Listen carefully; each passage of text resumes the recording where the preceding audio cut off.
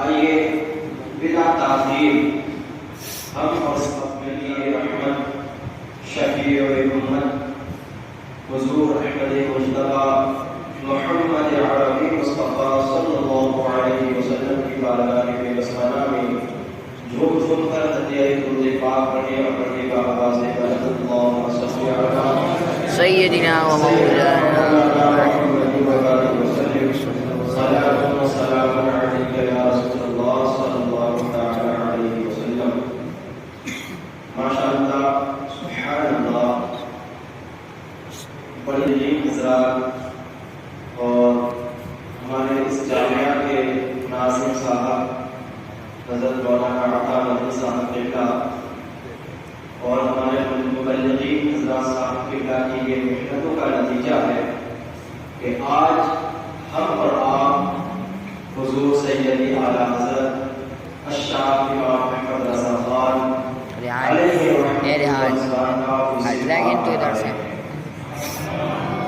یہ ہمارے لیے بہت سعادت مندی کی بات ہے. نہ جانے آج بریلی کی سرزمین پر آپ جا کر دیکھیں کہ دنیا کا کوئی بھی خطہ، دنیا کا کوئی بھی گوشہ، دنیا کی کوئی ایسی جگہ باقی نہیں رہتی ہے کہ جہاں سے لوگ اس سے اعلیٰ حضرت بریلی شریف میں تشریف نہ لاتے.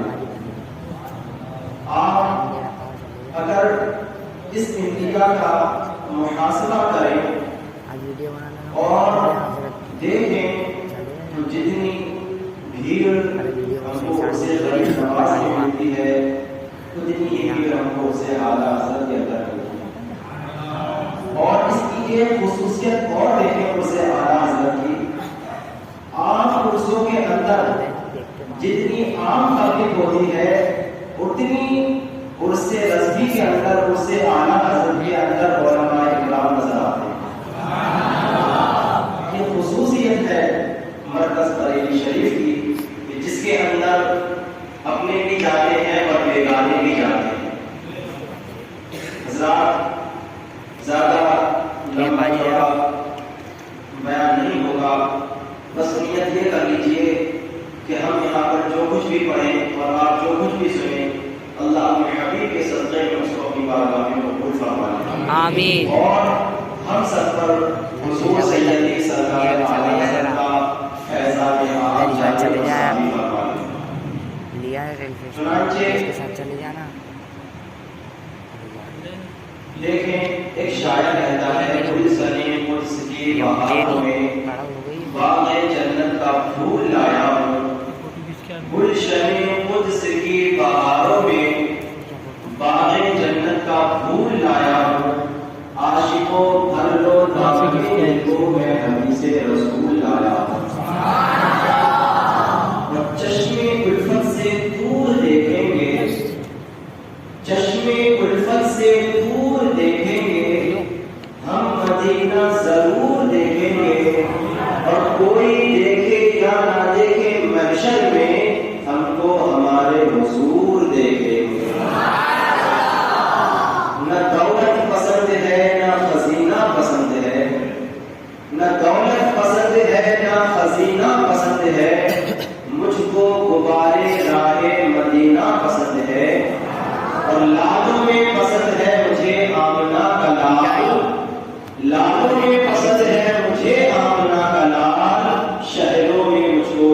مدینہ بستے ہیں۔ سیدی سرکار اعلیٰ حضرت کی شان میں کیا ہے؟ ملک سنت کی شادی تم کو رضا مسلم، ملک سنو رضا مسلم، جس سمت آ گئے وہ سکے بٹھا دیے۔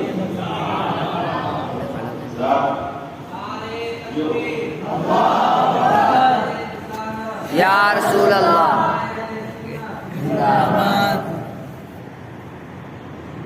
قرآن مجید کی ایک آیت کریمہ پڑھنے کا شرط حاصل کیا تھا، اولئک کتب فی قلوبہم الایمان وأیدہم بروح منہ۔ یہ آیت کریمہ، اس کا ترجمہ پہلے سمجھیں کہ اس کی ایک خصوصیت بتا دیں۔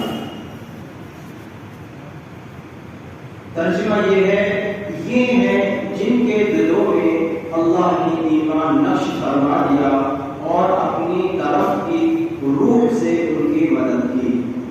اعلیٰ حضرت عظیم البرکت مجدد شاہ امام احمد رضا خان فاضل بریلوی علیہ رحمۃ و رضوان نے جب اس آیت کریمہ کو پڑھا اور اعلیٰ حضرت رحمۃ اللہ تعالیٰ علیہ نے اس آیت کریمہ سے اپنی سن ولادت کو بھی لکھا۔ یہ اس آیت کریمہ کی کیا ہے خصوصیت ہے کہ اعلیٰ حضرت نے اس آیت کریمہ سے اپنا سن ولادت نکالا۔ دنیا کے اندر آپ شروع سے مطالعہ کرتے چلے جائیں، ہر دور میں دو طریقے کے انسان پائے گئے۔ ایک وہ انسان جو حق پر تھے اور دوسرے وہ انسان جو کہ کفر پر تھے۔ تو ہر دور میں اللہ رب العزت نے کفر و ضلالت کو مٹانے کے لیے اپنے نیک بندوں کو اس دنیا میں بھیجتا رہا۔ آپ مطالعہ کرتے چلے آ جائیں، ہسٹری پڑھتے آ جائیں کہ ہر دور میں جب کفر و ضلالت نے ترقی کی، گمراہیت نے اپنا عروج کیا، تو اللہ رب العزت نے اپنے ایسے بندوں کو اس دنیا کے اندر بھیجا کہ انہوں نے اس تاریکی کو اور اس کفر و ضلالت کو اپنے نیک بندوں کے ذریعے سے ختم کر دیا۔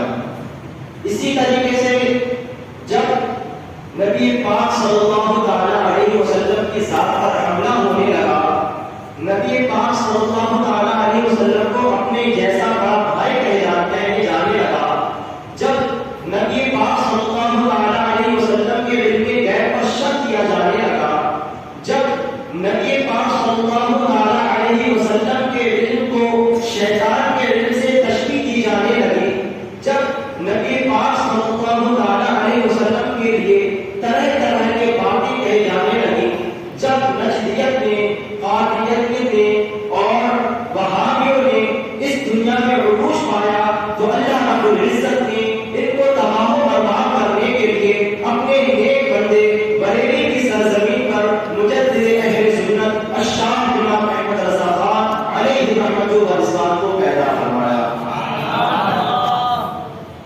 اعلیٰ حضرت عظیم البرکت الشاہ امام احمد رضا خان فاضل بریلی علیہ رحمۃ و رضوان بریلی کے محل جسولی میں 10 شوال المکرم سن ہجری 1272 میں اس دنیا میں تشریف لے کر آیا۔ کیا ہے اعلیٰ حضرت کی سن ولادت؟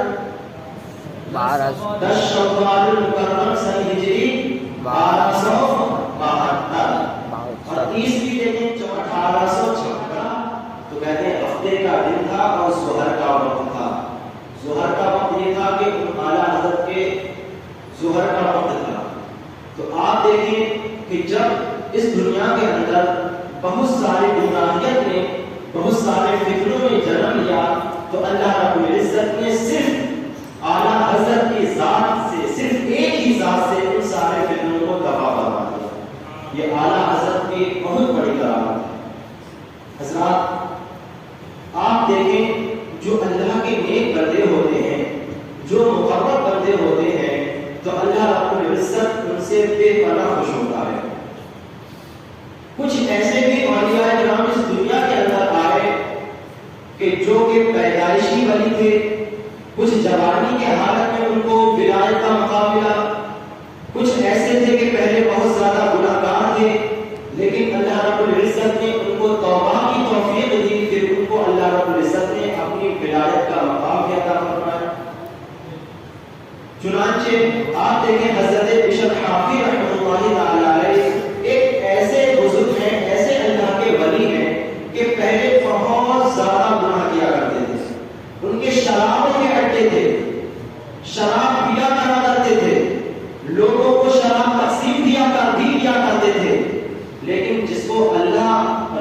کو کون چاہے.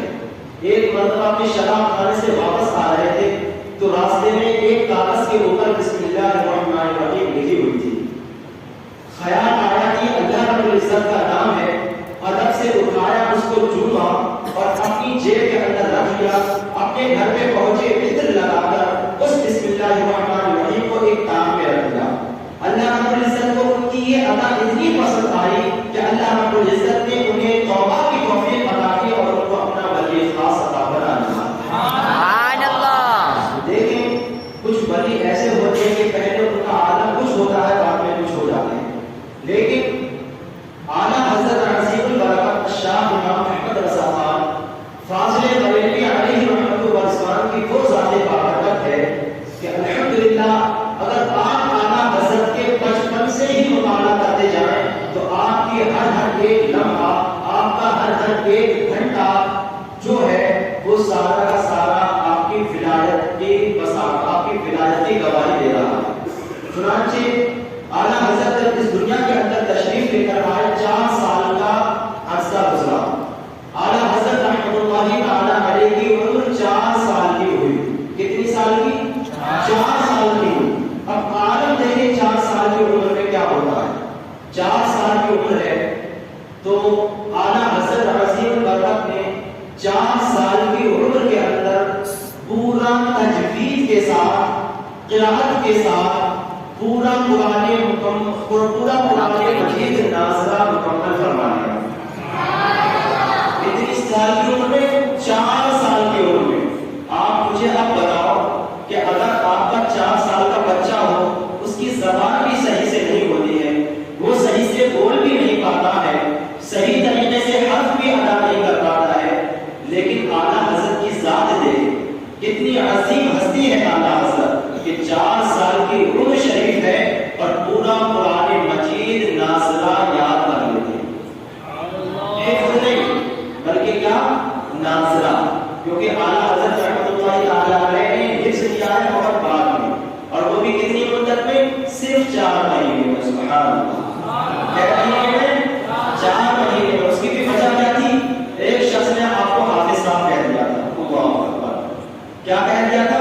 حافظ صاحب کہہ دیا تھا. حالانکہ اس وقت اعلیٰ حضرت حافظ نہیں تھے. تو آپ نے دیکھا کہ لوگ مجھے حافظ کہتے ہیں، حالانکہ میں حافظ ہوں نہیں.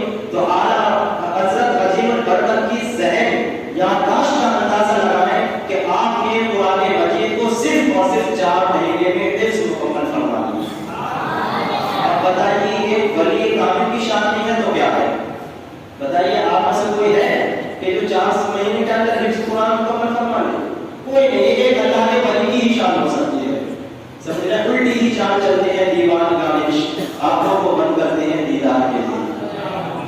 اعلیٰ حضرت عظیم البرکت نے 4 سال کے اندر، 4 سال کی عمر میں کیا کیا؟ پورا قرآن ناظرہ مکمل فرمایا اور عمر شریف آگے بڑھی اور جوانی کی تحریز پر پہنچے.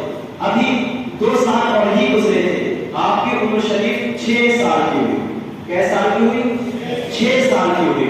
اعلیٰ حضرت عظیم البرکت نے جشن عید میلاد النبی کے موقع پر 6 سال کی عمر میں باقاعدہ بیان فرمایا تھا. وہ بھی ایسا بیان نہیں، بہت ہی عمدہ، بہت ہی اچھا بیان فرمایا.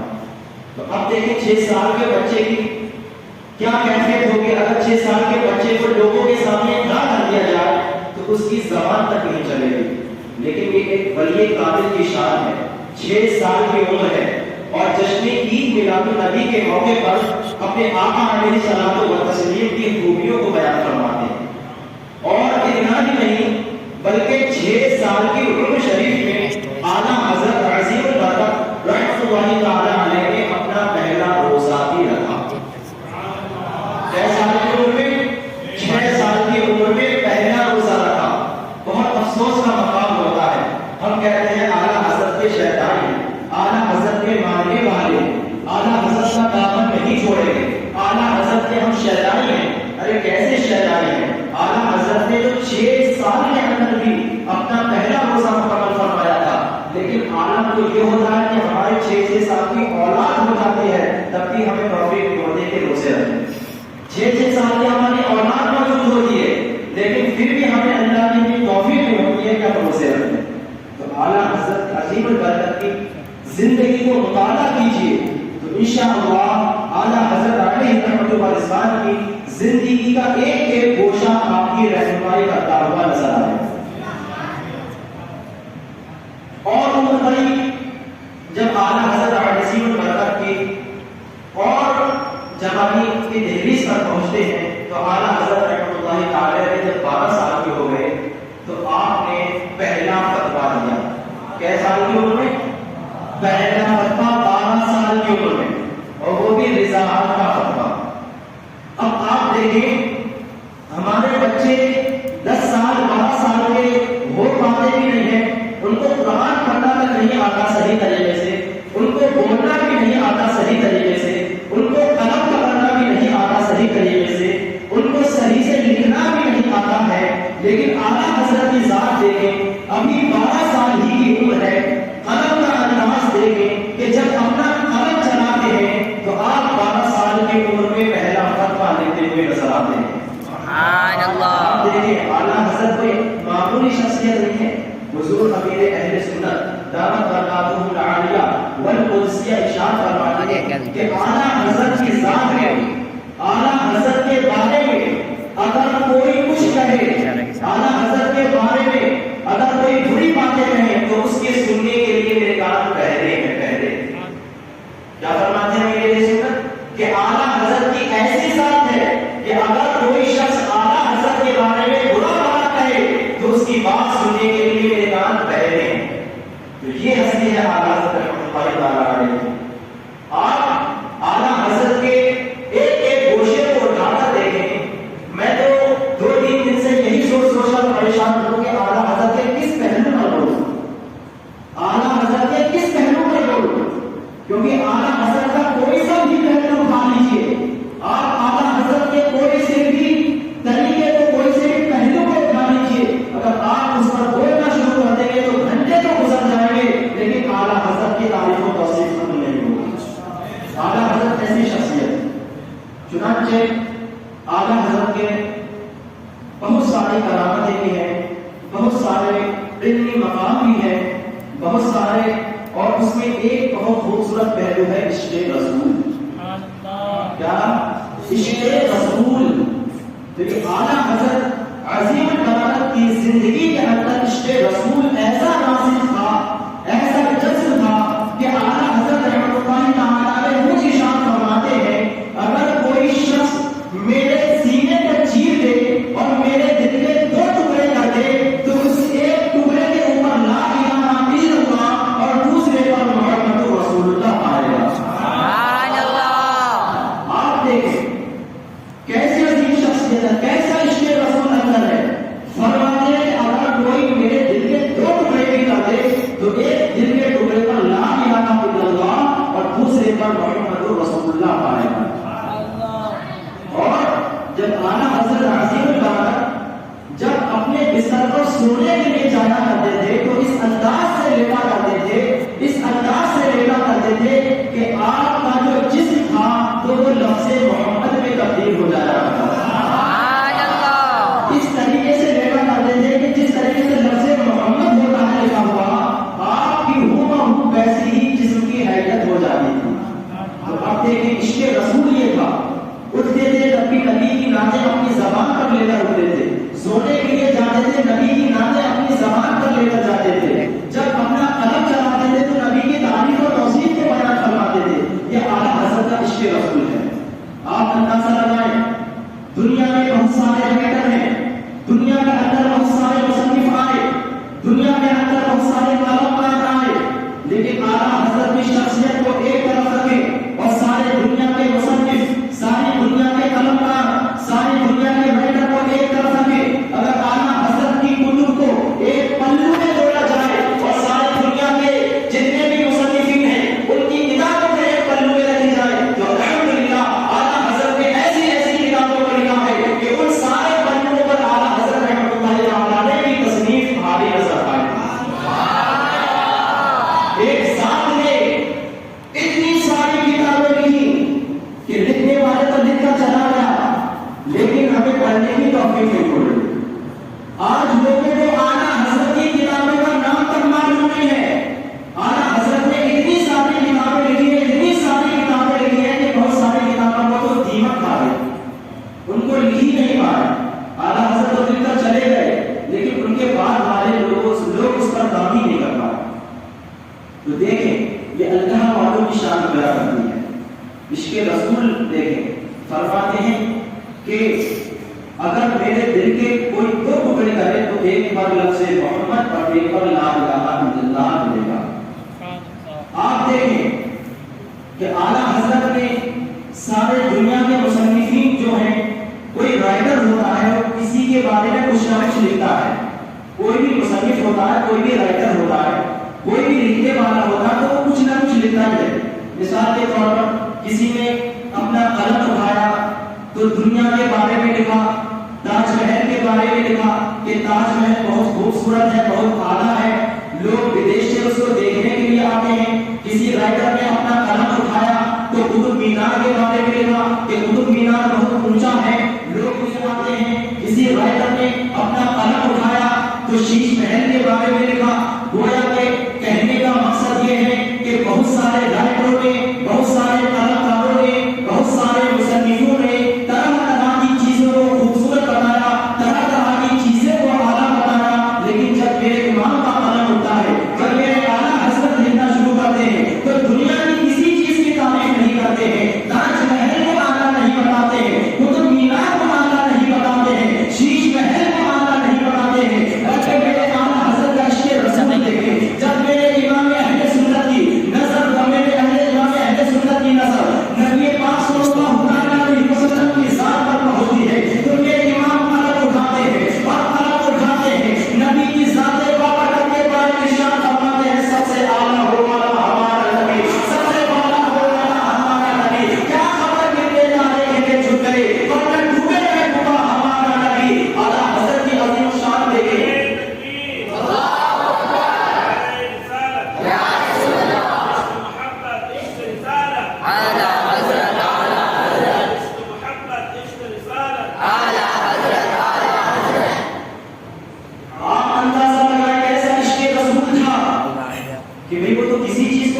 تعریف کرتے تھے، کسی بھی چیز کی وہ اعلیٰ بتا دیتے.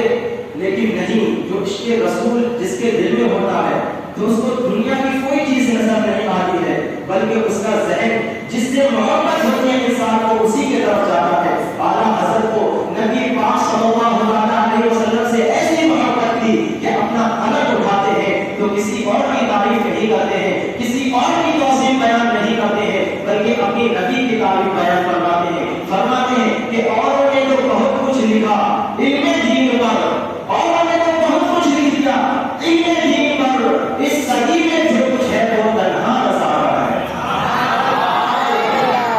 اعلیٰ حضرت کوئی معمولی شخصیت نہیں ہے.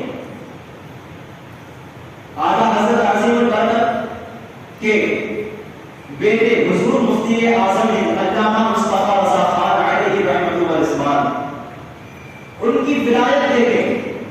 جب بیٹے کا اتنا بڑا مقام ہے تو پھر باپ کا مقام کیا ہوگا؟ آئیے ان کی ایک بہت اچھی خوبی آپ کو بتاتا ہوں. حضور مفتی اعظم علیہ رحمۃ اللہ کی بارگاہ میں ایک شخص آیا اور آنے کے بعد عرض کرنے لگا، اے مصطفیٰ رضا خان، اے مفتی اعظم، ہم نے آپ کے بہت چرچے سنے، ہم نے آپ کے بہت چرچے سنے ہیں.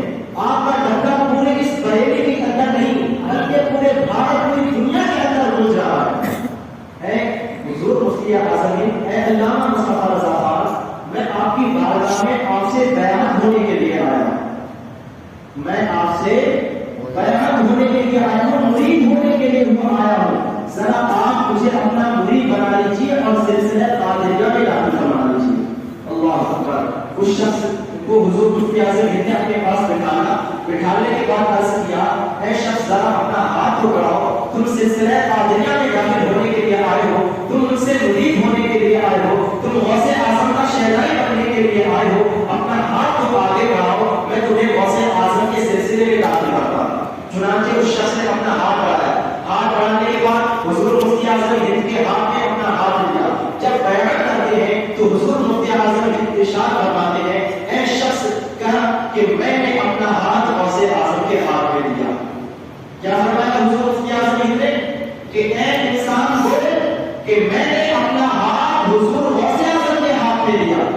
وہ شخص عرض کرتا ہے حضور یہ تو آپ ہی کا ہاتھ ہے، غوث اعظم کا ہاتھ ہے، بھئی میں نے اپنا ہاتھ تمہارے ہاتھ میں دیا ہے، غوث اعظم کا ہاتھ کہاں ہے؟ لیکن حضور مفتی اعظم نے فرماتے کہے کہ میں نے اپنا ہاتھ غوث اعظم کے ہاتھ میں دیا، پھر بھی وہ شخص کہتا ہے حضور یہ تو آپ ہی کا ہاتھ ہے، غوث اعظم کا کہاں ہاتھ ہے؟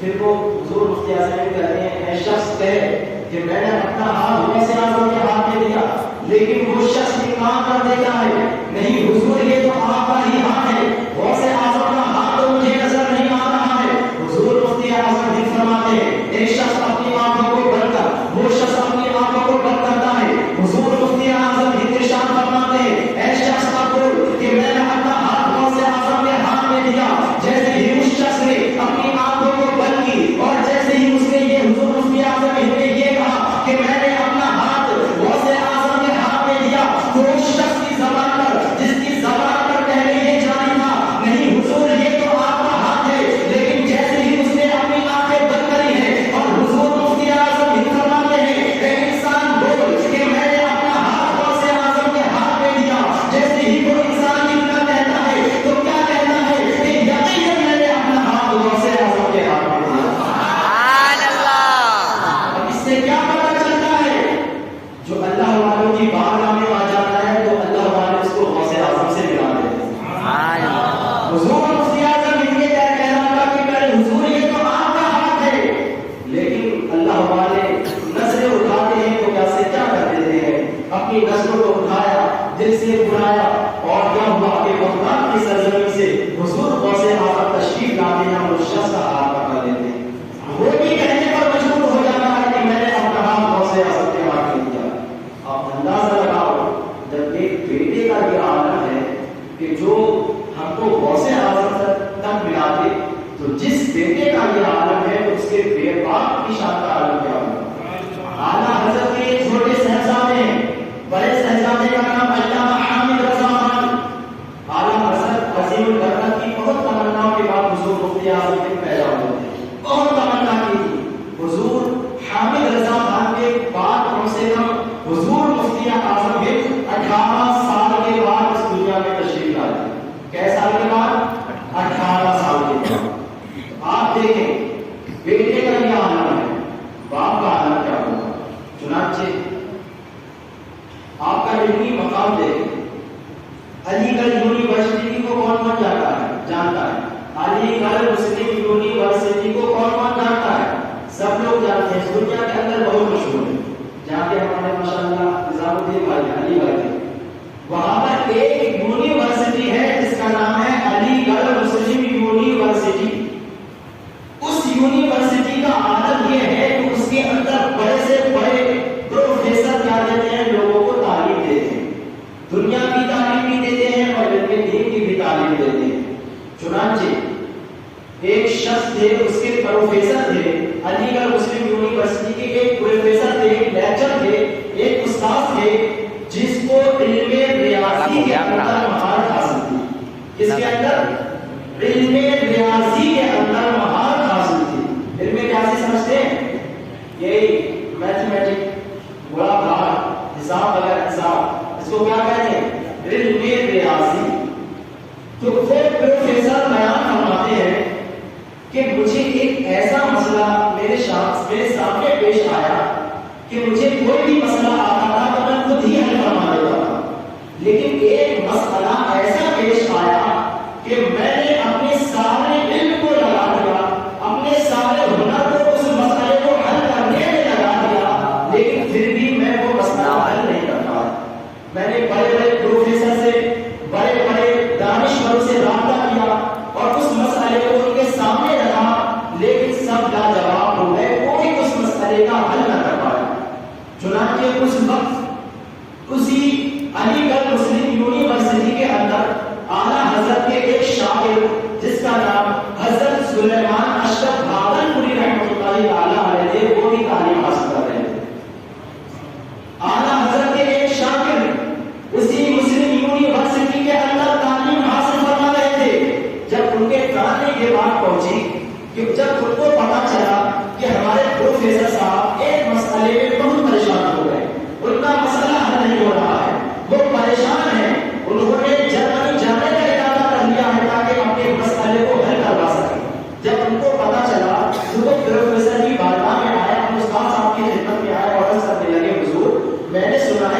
آپ ایک مسئلے میں پریشان ہو گئے ہیں، آپ اس کو حل کروانا چاہتے ہیں، تو میں آپ کو ایک راستہ بتاتا ہوں، آپ وہاں پر پہنچ جاؤ، انشاءاللہ آپ کا مسئلہ حل ہو جائے گا۔ وہ پروفیسر کہتے ہیں آپ بتائیے کیا حل ہے آپ کے پاس؟ تو فرماتے ہیں حضور آپ نے جرمنی جانے کا ارادہ کیا ہے، جرمنی تو بہت دور ہے، آپ ہوائی جہاز کا سفر کر کے جائیں گے، آپ پیسوں کو خرچ کر کے جائیں گے، لیکن علی گڑھ سے بریلی شریف جانے میں 3 گھنٹے لگیں گے۔ بولے سبحان اللہ۔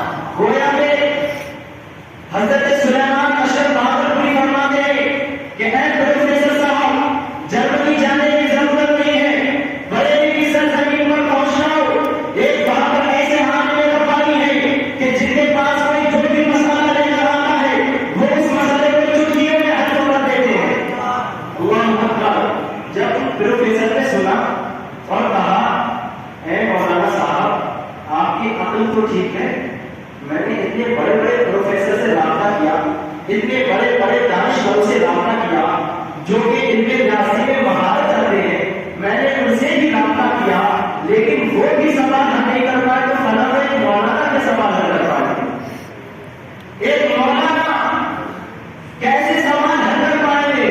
تو علامہ اشرف بہادر پوری فرماتے ہیں کہ اے پروفیسر صاحب مجھے یہ تو پتا نہیں ہے، بہرحال آپ ان کی بارگاہ میں چلے جاؤ۔ چنانچہ وہ پروفیسر گاڑی بنا کر بریلی کی سرزمین پر پہنچتے ہیں، اعلیٰ حضرت کا پتہ پوچھتے ہیں، جب وہ اعلیٰ حضرت کی نگری میں آتے ہیں، اعلیٰ حضرت کے دیار میں تشریف لاتے ہیں، جب اعلیٰ حضرت کی بارگاہ میں پہنچتے ہیں، اعلیٰ حضرت سے سلام کرتے ہیں، مؤدب طریقے سے پیش آتے ہیں، حضور اعلیٰ حضرت فرماتے ہیں اے صاحب بتاؤ آپ کا کس وجہ سے آنا ہوا ہے، آپ کیوں آئے ہیں؟ تو وہ پروفیسر کہتے ہیں اے مولانا صاحب میں آپ کے پاس اس لیے آیا ہوں، میں آپ کی بارگاہ میں اس لیے آیا ہوں کہ میرا ایک سوال ہے کہ جس نے مجھ کو بہت زیادہ پریشان کر کے رکھا ہے، میں آپ کے پاس اس لیے آیا ہوں تاکہ آپ اس سوال کو حل فرما دیں۔ چنانچہ اعلیٰ حضرت فرماتے ہیں اے شخص بتاؤ تو صحیح، اے پروفیسر بتاؤ تو صحیح، آخر تمہارا سوال کیا ہے؟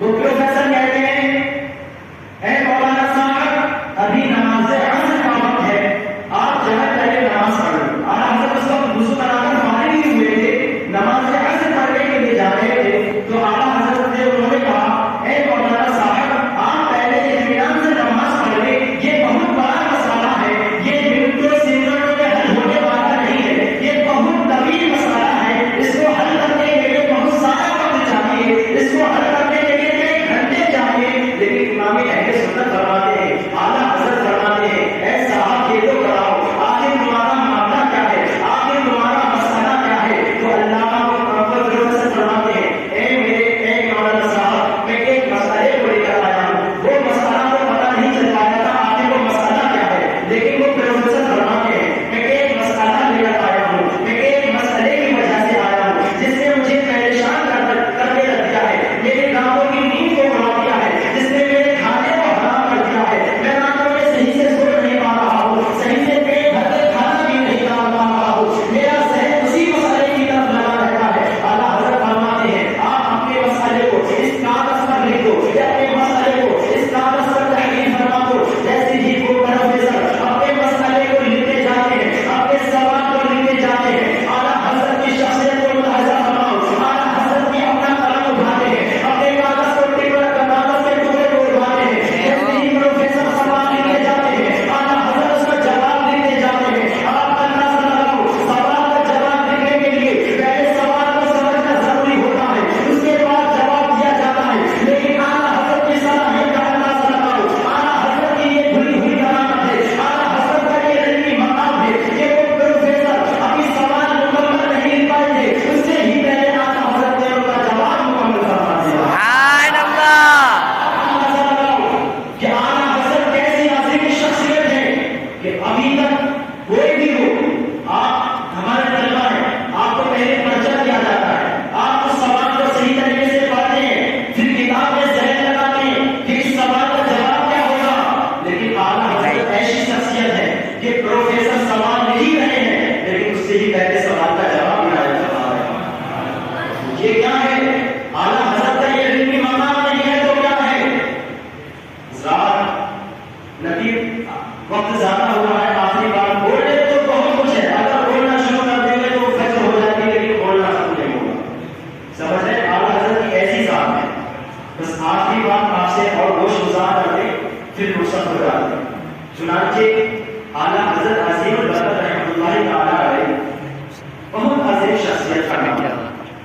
آپ کی بارگاہ میں حضور مالک العلماء حضرت علامہ و مولانا ظفر الدین بہاری اور صدر الشریعہ حضرت علامہ مفتی امجد علی رحمۃ اللہ تعالی علیہ اور سید نعیم الدین مرادآبادی رحمۃ اللہ تعالی علیہ ہمیشہ آپ کی خدمت میں رہتے تھے. کون؟ صدر الشریعہ سید نعیم الدین مرادآبادی ملک العلماء. یہ تین اعلیٰ حضرت کے شاگرد بھی ہیں اور اپنے وقت کے بہت بڑے عالم ربانی بھی ہیں. چنانچہ ملک العلماء ارشاد فرماتے ہیں کہ ہم اعلیٰ حضرت کی بارگاہ میں بیٹھا کرتے تھے تو فتوے لکھا کرتے تھے, مسئلوں کو لکھا کرتے تھے. اعلیٰ حضرت ہم کو جو حکم دیا کرتے تھے ہم ان مسئلوں کو لکھا کرتے تھے, ان فتووں کو لکھا کرتے تھے. چنانچہ ایک مرتبہ ایسا واقعہ ہوا, حضور اعلیٰ حضرت کے پاس یہ تینوں حضرت موجود تھے. یہ تینوں حضرت موجود تھے, فتوا لکھ رہے تھے, مسئلے لکھ رہے تھے. اتنے میں اعلیٰ حضرت فرماتے ہیں ایسا ہے آپ تینوں باہر چلے جاؤ, مجھے تھوڑا کام ہے کمرے کے اندر. چنانچہ وہ باہر آ گئے کمرے سے. ایک مرتبہ کا بات ہوا, دو مرتبہ کا واقعہ ہوا, تین مرتبہ کا واقعہ ہوا. اعلیٰ حضرت کیا کرتے تھے, ان کو کمرے سے باہر کر دیا کرتے تھے. تو ایک مرتبہ صدر الشریعہ علی رحمۃ اللہ نے ارشاد فرمایا آخر ہم دیکھیں تو وجہ کیا ہے, اعلیٰ حضرت ہم کو کمرے سے باہر کیوں نکال دیتے. حالانکہ ہم کو بہت کچھ لکھنا باقی ہوتا ہے, ہم کو بہت کچھ فتووں کو لکھنا ہوتا ہے, ہم کو بہت سارا کام ہوتا ہے, لیکن پھر بھی اعلیٰ حضرت ہم کو کمرے سے باہر کیوں نکال دیتے ہیں. اللہ اکبر. جب اعلیٰ حضرت نے ان تینوں کو باہر نکال دیا تو یہ حضرات اعلیٰ حضرت کے دروازے ہی پر کھڑے ہو گئے, وہاں سے گئے نہیں. اور جب کمرے پر کمرے کے دروازے پر کھڑے ہو گئے, جب اعلیٰ حضرت رحمۃ اللہ تعالی علیہ کمرے سے باہر تشریف لے کر آئے تو جب ان کو دیکھا تو فرمایا آپ لوگ یہاں پر کیوں کھڑے ہیں, میں نے تو آپ سے کہا تھا یہاں سے چلے جاؤ, کچھ دیر کے بعد تشریف لا کر جب میں بلاؤں گا, لیکن آپ یہاں سے کیوں نہیں گئے. اعلیٰ حضرت کو بہت زیادہ غصہ آیا. غصہ کا مطلب یہ اعلیٰ حضرت بہت زیادہ ناراض ہوئے, لیکن اعلیٰ حضرت کے دل میں سادات اکرام کی بہت زیادہ تعظیم تھی. صدر الشریعہ علی رحمۃ اللہ نے حضور سید نعیم الدین احمد مرادآبادی کو آگے کر دیا. کس لیے آگے کیا؟ کیونکہ آگے رسول ہیں, جب اعلیٰ حضرت ان سے بات کریں گے تو ان کا غصہ ٹھنڈا ہو جائے گا. سبحان اللہ. اعلیٰ حضرت کے آگے نعیم الدین مرادآبادی کو آگے فرما دیا اور حضرت نعیم الدین احمد مرادآبادی نے فرمایا حضور بہت سارا لکھنے کو کام ہوتا ہے, لیکن آپ ہمیں کمرے سے باہر کیوں نکال دیتے ہیں, بس اس کی وجہ بتا دیجیے. اللہ دیکھیں اللہ والے بھی بڑا بڑا سوال کرتے ہیں, وہ سمجھ گئے کوئی راز ہے, تبھی تو پوچھ رہے تھے کہ حضور فرما دیجیے آپ کے ہاں ہمیں کمرے سے باہر کیوں نکال دیتے ہیں. تو حضور اعلیٰ حضرت کیا فرماتے ہیں, فرماتے ہیں اے صدر الشریعہ, اے ملک العلماء, اے سید نعیم الدین احمد مرادآبادی, جب تم مسئلے دیتے ہو, جب تم فتوے دیتے ہو, تم کو کوئی پریشانی لاحق ہوتی ہے, تم کسی مسئلے میں الجھ جاتے ہو, کسی فتوے میں جب تم پریشان ہوتے ہو تو تم کس سے رہنمائی لیتے ہو. تو فرماتے حضور ہم تو آپ کی بارگاہ میں آتے ہیں, آپ سے رہنمائی لیتے ہیں, آپ کی بارگاہ میں آتے ہیں, ہم آپ سے رہنمائی لیتے ہیں, آپ ہماری ساری مشکلوں کو پل بھر میں حل فرما دیتے ہیں. تو حضور اعلیٰ حضرت فرماتے ہیں اے میرے شاگرد ہو, یہ تو بتاؤ جب تمہیں اپنے مسئلے کا حل نکالنا ہوتا ہے تو تم میری بارگاہ میں آتے ہو, لیکن کبھی کبھی ایسا بھی معاملہ ہو جاتا ہے کہ میں بھی کسی مسئلے میں الجھ جاتا ہوں, کسی مسئلے میں پریشان ہو جاتا ہوں, تو مجھے بھی تو کسی کی سہارے کی ضرورت پڑتی ہے. تو اعلیٰ حضرت فرماتے ہیں کہ جب میں کسی مسئلے میں پھنس جاتا ہوں, کسی مسئلے میں مجھے پریشانی ہوتی ہے, تو میں بھی پریشان ہو جاتا ہوں, تو میں اپنے مسئلے کو, اپنی پریشانی کو دور کرنے کے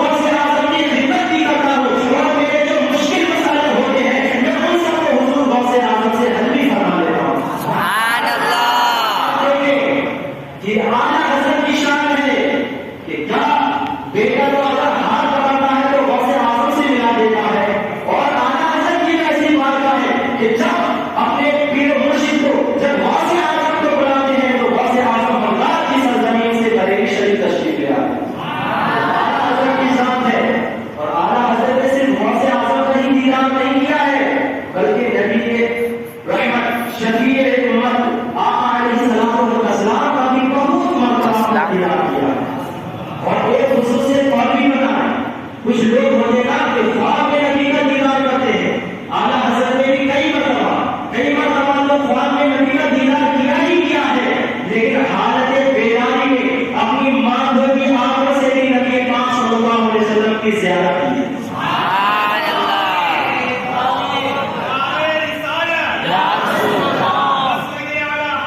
زندہ باد، زندہ باد، اللہ اکبر. یہ اعلیٰ حضرت تشریف رسول ہے، ان کو یہ سعادت ملی ہے کہ ان کے خواب میں تو نبی کا دیدار ہوا ہی ہے، لیکن حالت بیداری میں آپ نے سامنے بھی نبی پاک صلی اللہ علیہ وسلم کا دیدار ہوا. اس کا ایک بس منظر ہے، اعلیٰ حضرت رحمۃ اللہ تعالیٰ علیہ حج بیت اللہ کرنے کے لیے مکہ شریف تشریف لے گئے. جب آپ مکہ شریف پہنچتے ہیں، اس کا مختصر سا یہ پس منظر بنا کے کہ نبی پاک صلی اللہ علیہ وسلم نے اپنی آنکھوں سے زیارت کی تھی، اس پس منظر کو بتا کر آپ سے رخصت ہو جاتا. اعلیٰ حضرت رحمۃ اللہ تعالیٰ علیہ مکہ کی سرزمین پر پہنچتے ہیں. پہنچنے کے بعد جب آپ وہاں پر پہنچے تو انسان کی ایک خصوصیت ہوتی ہے، جب ایک ملک سے دوسرے ملک پہنچتا ہے تو وہاں کا پانی چینج ہوتا ہے، وہاں کی آب و ہوا چینج ہوتی ہے، بدل جاتی ہے، تو طبیعت پر اثر پڑ جاتا ہے، طبیعت خراب ہو جاتی ہے. چنانچہ اعلیٰ حضرت نے کہاں پہنچے؟ مکہ کی سرزمین پر پہنچے، ہندوستان سے. جب وہاں پر پہنچے تو آپ کو بخار آ جاتا ہے. کیا آ جاتا ہے؟ بخار. اور وہ بھی بخار اتنا تیز ہوتا ہے کہ کتاب کے اندر کہا ہے کہ اعلیٰ حضرت کو اس وقت 105 ڈگری بخار تھا. کتنا تھا؟ 105 ڈگری بخار. 105 ڈگری کے بخار میں انسان کی حالت ایسے ہو جاتی ہے کہ وہ کھانے پینے سے مجبور ہو جاتا ہے، اٹھنے بیٹھنے سے بھی مجبور ہو جاتا ہے، قلم پکڑنے سے بھی مجبور ہو جاتا ہے، سارے کام کرنے سے مجبور ہو جاتا ہے. لیکن وہ تو اعلیٰ حضرت ہے، وہ تو اعلیٰ حضرت ہے، اللہ کے ولی ہیں. 105 ڈگری بخار ہے، لیکن پھر بھی کھانے کعبہ کی زیارت سے نہیں اٹھ رہے، کھانے کعبہ کا طواف کرنے سے نہیں اٹھ رہے ہیں، نمازوں سے نہیں اٹھ رہے ہیں. 105 بخار کی حالت الگ بھی ہوتا ہے کہ آدمی بستر سے اٹھ نہیں پاتا، لیکن اعلیٰ حضرت پھر بھی دیکھیں 105 ڈگری بخار کے عالم میں بھی کیا کرتے ہیں؟ خانے کعبہ کا طواف کرتے ہیں اور نماز بھی ادا فرماتے ہیں. جب اعلیٰ حضرت مکہ کی سرزمین پر موجود تھے تو اس وقت کے مکاروں نے، نجدیوں نے نبی پاک صلی اللہ علیہ وسلم کے علم غیب پر سوال کیا. کس پر؟ نبی پاک صلی اللہ علیہ وسلم کے علم غیب پر نجدیوں نے سوال کیا مکہ کے علماء کرام سے، مکہ کے بڑے بڑے علماء سے، مکہ کے بڑے بڑے دانشوروں سے کہ آپ نبی علیہ الصلوۃ والتسلیم کو اپنا نبی مانتے ہو، آپ نبی پاک صلی اللہ علیہ وسلم کے علم غیب کو مانتے ہو، لیکن ہم ایک سوال کرتے ہیں آپ سے، اگر آپ تم اپنے نبی کے علم غیب کو مانتے ہو تو ہمیں دلیلوں سے ثابت کر کے دکھاؤ کہ نبی کا علم غیب ہے. اللہ اکبر. جب سوال آیا نجدیوں کی طرف سے تو مکہ کے علماء کرام پریشان کہ اس کا سوال کا جواب کیسے لکھا جائے، اور ان نجدیوں نے یہ بھی کہا تھا کہ آپ کو سوال عربی میں لکھ کے دینا ہوگا اور صرف 36 گھنٹے کے اندر لکھ کر دینا ہوگا. کتنے؟ 36 گھنٹے کے اندر. اب وہ سارے علماء پریشان، مکہ کے بڑے بڑے علماء، بڑے بڑے دانشور سب پریشان. کوئی کہہ رہا تھا حضور آپ لکھ دیں، کوئی کہہ رہا تھا حضور آپ جواب دے دیں، کوئی کہہ رہا تھا حضور آپ جواب دے دیں. سب جواب دینے سے قاصر، لیکن ان میں ایک ایسے علماء تھے، ایسے دانشور تھے، انہوں نے کہا کہ سننے میں آیا ہے کہ ہندوستان کی سرزمین سے ایک مولانا صاحب آئے ہوئے ہیں جن کا نام احمد رضا خان علیہ وہ فرماتے ہیں کہ ہم تو اس مسئلے کا جواب دینے سے قاصر ہیں، جواب نہیں دے سکتے ہیں. چلو ان کی ہی بارگاہ میں چلتے رہے، ان کے علم کا بہت نام سنا ہے، وہ بڑے بڑے مسئلوں کو یوں ہی چٹکیوں میں حل فرماتے تھے. چلو ہم بھی اپنے مسئلے کو لے کر ان کی بارگاہ میں چلتے ہیں. چنانچہ وہ سارے علماء اپنے وقت کے بڑے بڑے علماء حضور اعلیٰ حضرت کی بارگاہ میں آتے ہیں اور آنے کے بعد عرض کرتے ہیں اے امام احمد رضا خان، ہم نے آپ کے علم کا بہت نام سنا ہے، یہاں پر نبی کے علم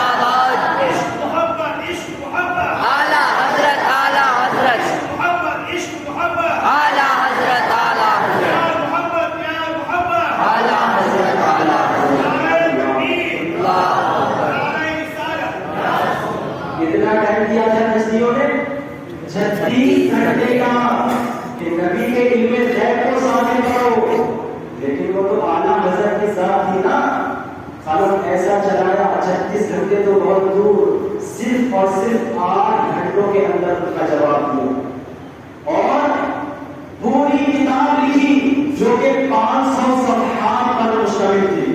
اگر آج کا کمپیوٹر سے ٹائپنگ کرائی جائے اس کی تو دانشوروں نے کہا ہے کہ آج اس کو اگر کمپیوٹر سے اس کتاب کو لکھا جائے تو 12 گھنٹے لکھنے میں لگیں گے۔ اب اعلیٰ حضرت کے قلم کی رفتار دیکھو، جب چل گیا تو 12 گھنٹے میں جو کام کمپیوٹر کر پاتا ہے وہ صرف اپنے ہاتھ سے 8 گھنٹوں میں کر دیا۔ اور یہ تو دیکھو بخار کا عالم تھا، بخار کا اگر صحت اچھی ہوتی تو 8 گھنٹے بھی کچھ معمولی نہیں، منٹوں گھنٹوں میں ہی دیتے، لیکن یہ تو اعلیٰ حضرت کے ساتھ تھی نا۔ چنانچہ جب اس کتاب کو لکھ دیا، میں مختصر میں بیان کر کے بات کو ختم کرتا ہوں، جب اس کتاب کو لکھ دیا، لکھنے کے بعد جب وہ کتاب کا چرچا پورے مکہ کے اندر پہنچا کہ ایک اجمی نے، ایک اردو جاننے والے نے، ایک ہندوستان میں رہنے والے نے اتنی اچھی کتاب لکھی کہ جس سے سارے نشریوں کا مدد ہو گیا، تو چنانچہ اس وقت کے گورنر جو اس وقت مکے کا سردار تھا وہ علی پاشا تھا۔ کون تھا؟ علی پاشا۔ جب اس کو یہ بات پہنچی کہ نبی کے علم غیب پر اتنی شاندار کتاب لکھی گئی ہے تو اس کے دل میں بھی خواہش ہوئی کہ میں بھی اس کتاب کو سنتا۔ چنانچہ اس بادشاہ نے، اس گورنر نے مکہ کے علماء کو بلایا اور کہا کہ آپ اس کتاب کو لے کر آؤ اور مجھے پڑھ کر سناؤ۔ جب مکہ کے علماء نے اس کتاب کو پڑھ کر سنایا تو واقعی میں وہ گورنر بھی کہنے پر مجبور ہو گیا کہ واقعی میں یہ لکھی ہوئی کتاب کسی عام آدمی کی نہیں ہو سکتی ہے بلکہ ایک اللہ کے بندے کی ہی ہو سکتی ہے۔ سبحان اللہ۔ جب اس گورنر کو مزہ آیا تو اس نے کہا اچھا جب کتاب اتنی اچھی لکھی ہے تو کتاب لکھنے والا کتنا اچھا ہوگا، میں اس کی زیارت کرنا چاہتا ہوں۔ ذرا امام احمد رضا خان کو جو ہندوستان کی سرزمین سے مولانا تشریف لے کر آئے ہیں ان کو ہمارے دربار میں لے کر آؤ، میں ان کی زیارت کرنا چاہتا ہوں، ان کو دیکھنا چاہتا ہوں کہ آخر وہ کیسی شخصیت ہے۔ امام اہل سنت کی بارگاہ میں وہ علماء آئے اور آنے کے بعد میں کرنے لگے حضور آپ کو ہمارے گورنر نے بلایا ہے۔ اعلیٰ حضرت اس گورنر کے پاس پہنچنے کے بعد جیسے ہی اس گورنر نے اعلیٰ حضرت کو دیکھا تو اپنی وہ تخت سے، اپنی کرسی سے کھڑا ہو گیا اور اعلیٰ حضرت رحمۃ اللہ تعالیٰ علیہ کو اپنے پاس بٹھایا اور بٹھانے کے بعد کہنے لگا اے مولانا صاحب میں تو یہ سوچنے پر مجبور ہو گیا کہ ایک اردو جاننے والا انسان، ایک ہندوستان کا رہنے والا انسان عربی زبان میں اتنی اچھی کتاب کیسے لکھ سکتا؟ میں آپ سے بہت خوش ہوں، لہٰذا